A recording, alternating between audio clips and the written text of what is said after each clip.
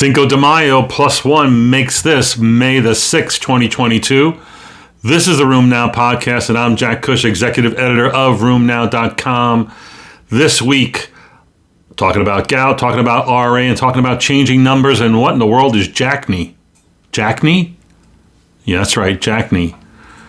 I was looking up some data this week about gout and was surprised to see recent estimates of gout have gone up. Not surprising, given that the rates and numbers of gout have gone up every decade for the last 3 decades, and that's really a societal issue, an obesity issue, and whatnot. As you know, gout is one of the most common of rheumatic disorders, previously estimated at 8.1 million Americans, I believe, and now the numbers are probably over 10 million, with about 4% of the population afflicted with gout. This particular report said that this is not really a white man's disease anymore.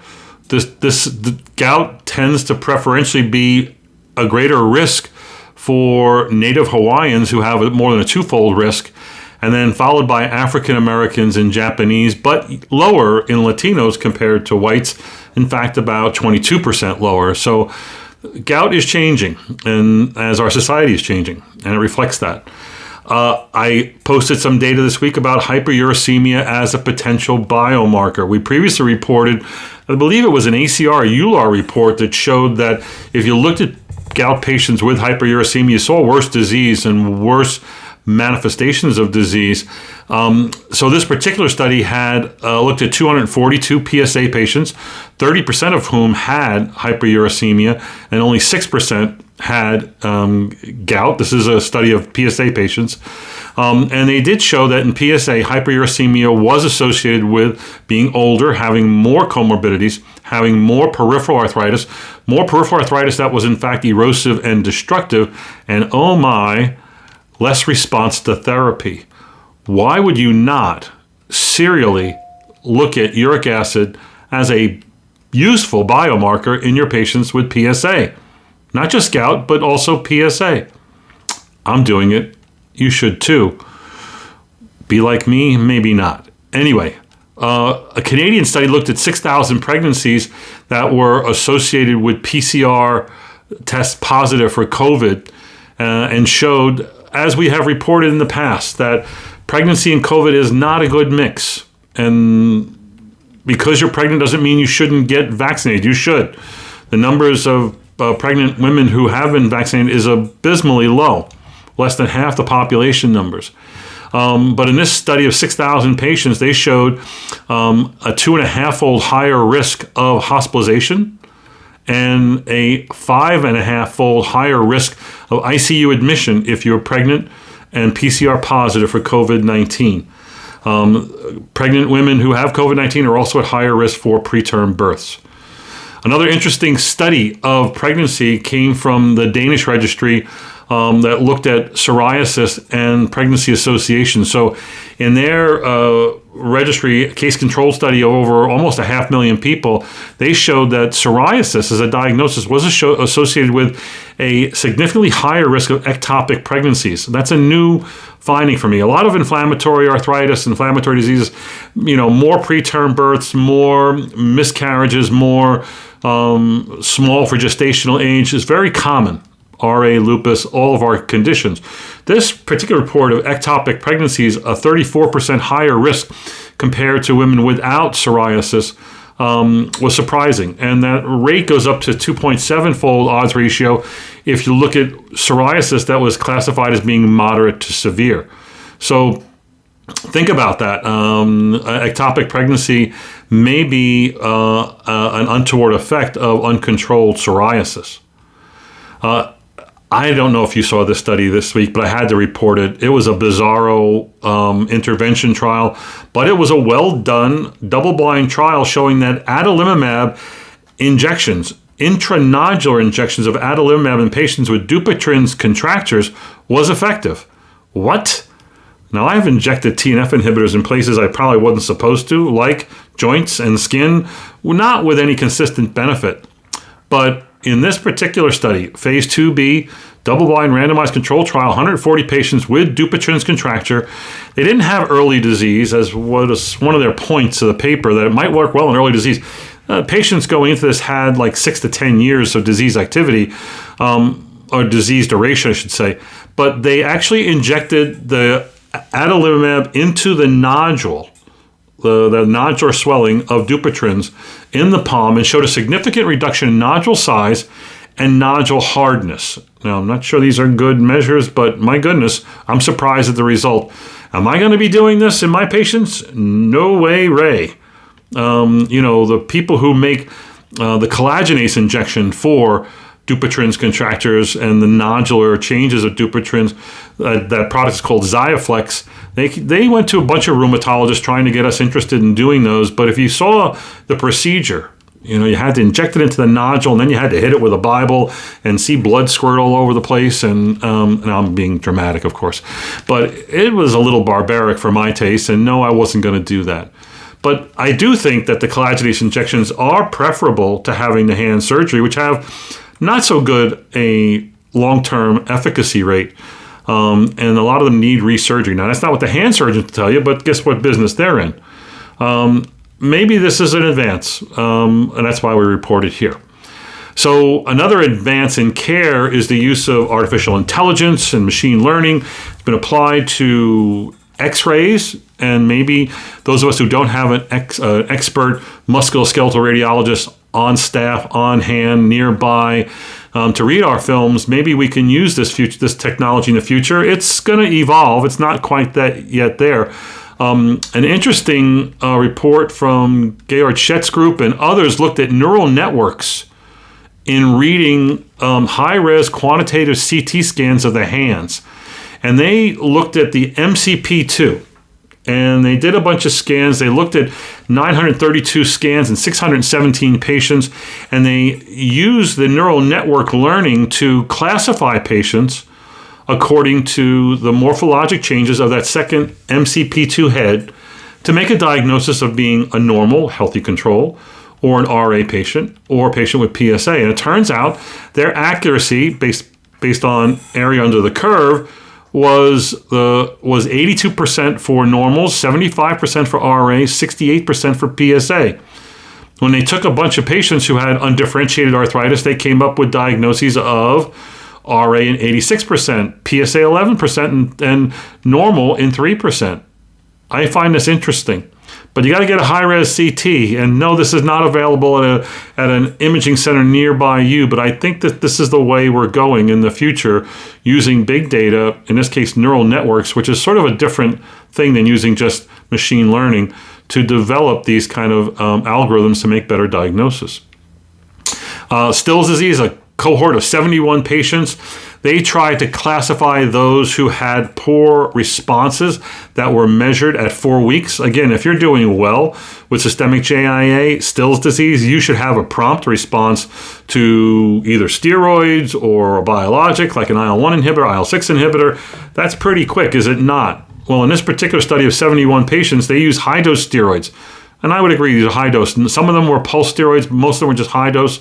And they had a failure rate of 41% at 4 weeks. I don't like that number. And I would then ask the question, are they really treating Still's disease? You never really know in these particular reports. But their predictors of a better outcome was having a white count of less than 13,000, like 13.5. And by the way, that's about the average elevated white count that you see in Still's disease. Now, Still's disease shouldn't have a normal white count or a low white count. I want to say that again. Still's disease doesn't have and shouldn't have a normal white count or a low white count, like, less than 4. The average white count in Still's disease is about 12 to 15,000. In their study, if you had a white count of less than 13,000, you had a 60% response rate. However, if it was greater than 13,000, it was only a 23% response rate. So you might think about that when confronted with who you're going to treat and maybe who you're going to use a biologic in as first line. I found a nice report about an increasing number of ACPA negative rheumatoid factor patients that are out there. This has been seen in a few different studies, including a recent Mayo Clinic one. And this particular study confirmed this in their report, showing that ACPA negative RA is increasing in its prevalence in the population, but ACPA positive RA is not. And these authors were suggesting that that increase may well be due to aging. We do know that seropositivity does go up with age, and so does the prevalence of RA. Population prevalence in you and I is like 0.5% to 1% of the population, but a population over 60, it goes up significantly, 2, 3, 4%. Rheumatoid factors go up from 5% to 15% when you look at an elderly population. But in this study, again, it's an aging population, which we are. You might see more ACPA negative patients. You need to be clear that it really is RA, even though it is an ACPA that you're testing for. The diagnosis is going to be made on clinical grounds. Leflunomide is a commonly used DMARD, and do we have a drug level that we can monitor there? We do have certain drug levels we could monitor for efficacy. This is TDM, Therapeutic Drug Monitoring, until recently not shown to be effective when it comes to monitoring adalimumab levels and predicting or infliximab levels and predicting outcome. We had a recent report that said that might be the way to go, and that's what they do in GI. But we have other drugs, hydroxychloroquine, azathioprine, and now leflunomide. In this particular report, the investigators looked at 115 leflunomide-treated patients, 40% of whom achieved either low disease activity or remission. And they followed the M1 metabolite of leflunomide, also called A771726. That's the marker, the metabolite you measure for if you want to show someone that has no leflunomide in their system if they're pregnant. So if you look at the package insert, it'll tell you what the protocol is, and that when you get below a certain level on this A771726 M1 metabolite, then you can say that it's washed out. Well, the same metabolite could be used as a drug level, maybe therapeutically. And in this study, they showed that there was a negative association between DAS scores and the M1 metabolite, and that levels above 10 micrograms per ml basically predicted a low disease activity state of 70%. Negative predictive value, meaning if you weren't that, of 93%. The idea here is that this is yet another drug level that could be used therapeutically if we were to switch as a discipline to a metabolite or a drug level set of practice where we use these in therapeutic decision making about whether to push drug more or to check for compliance and whatnot. I think this is in its infancy and should be tested in other groups. Another interesting study of RA patients, a small study, 33 patients, but half of them had peripheral neuropathy, most of whom were sensory motor neuropathies. And it wasn't related to activity or age here. So neuropathy we see in our patients. It should be looked for. It could be a complication of RA, and it tends to be seen more in seropositive people historically. But do we really know that that's true? We have 3 more reports. One, upadacitinib was FDA approved a week ago for use in ankylosing spondylitis. Those are patients who have not had an adequate trial to a TNF inhibitor or nonsteroidals. As you know, this is going to have the same warnings as does upadacitinib for other diseases, meaning you got to fail a TNF inhibitor before you get this. This goes along with all the safety warnings on JAKs that occurred over the summer or in the last year surrounding the TOFA oral surveillance study. So yes, the same risks and warnings are here. You must, be a candidate. You must have failed a TNF inhibitor first. You must have moderate to active disease, not otherwise controlled. And then, the same concerns are out there. Again, the concerns about VTE, cardiovascular events, and cancer tend to be older individuals with high risk, more comorbidities. I wrote an article yesterday about JAKne. The title of the article was Acne with JAK inhibitors. This was brought to my attention at Room Now Live, where Dr. Ken Gordon mentioned this in his talk, that this is maybe a downside to using JAKs in dermatology, and that they're seeing some of these reports. So, as you know, the JAKs have been approved for a number of conditions, right? RA, PSA, ulcerative colitis, TOFA for polyarticular JIA, more recently atopic dermatitis and ankylosing spondylitis. But the JAK inhibitors are widely being investigated, especially in a lot of dermatologic conditions, where JAK-STAT is upregulated and expressed in those conditions, and therefore making it a reasonable target. If you look at the clinical trials in RA, PSA, ulcerative colitis, the number of patients who have acne as an adverse event was pretty low. It's generally about, some studies less than 1%, and other studies about 2%, but it's really, really low. Only recently, with the approval of the JAKs in atopic dermatitis, where higher doses are being used, often the unapproved doses for RA and PSA, higher doses are often being used. And they're seeing a higher rate of acne, rates as high as 15 to 20%. So what do you do about this? Well, good news is that it's a nuisance. It's usually mild to moderate acne. It hasn't led to drug discontinuation, and most of the dermatologists are treating this as they normally would with tetracycline, topicals, etc. I like this last report from the BSRBR, the British Biologics Registry, about the serial use of either biologics or targeted synthetics in RA. So they looked at their registry that had 10,000 patients. Actually, it's probably 30,000 patients, but there were 10,000 plus who tried a second-line drug, to 5,000 who tried a third-line drug, 2,000 a fourth-line, 700, 800 a fifth-line, and 300 a sixth-line biologic or targeted synthetics. And they looked at outcomes of achieving remission or LDAS. And, I've always said that with your first new advanced intervention, a biologic, for instance, like a TNF inhibitor, you expect to see a 60-40-20 ACR 20, 50, 70 response. But that as you use subsequent, drugs and switch because you fail, develop toxicity, it ratchets down. It ratchets down from 60-40-20 to 50-30-15 and then 40 whatever. And actually this particular study, observational study, says that's not true. It does go down, but it plateaus. So if you look at DAS remissions in this particular analysis, 17% of the time with these biologics and targets, they achieved a DAS remission with first-line drug use. With second-line drug use, it was 13%. It went down a little bit. With third through sixth, it was 8 to 13%. It didn't go down that much more. And for low disease activity state, with first-line drug use, like your first TNF inhibitor, you achieve an LDA in their study 30% of the time.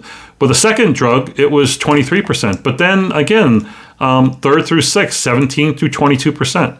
Suggesting that you do plateau, suggesting that there might be a value to ongoing use of a third, fourth, fifth other TNF or biologic or JAK inhibitor going forward. So it says that there's hope, although there is still declining hope. Now, you as a rheumatologist have never-ending hope. A chance to prescribe is a chance to cure. That's the rheumatologist motto if you live in Dallas, Texas. I want to remind all of you that next week we have the Tuesday Night Rheumatology, again, a replay, another session from the Room Now Live meeting in March, where this time we're going to discuss the session on psoriatic arthritis advances, featuring excerpts from talks by Artie Kavanaugh, Bruce Kirkham, and Alexis Ogdi. We're talking about guidelines, better drugs, and registries and real-world data. I hope you'll sign up. You can watch us via live stream on your favorite social media channel. So we're going to live stream to YouTube, Twitter, LinkedIn, and Facebook. Or you can just sign up for the webinar and be there on Zoom and ask questions. By the way, you can ask your questions on the live stream, and we'll answer them also on the broadcast. We'll see you Tuesday night, 7 p.m. Eastern Time. That would be 4 p.m. Pacific. See you then, folks. Bye.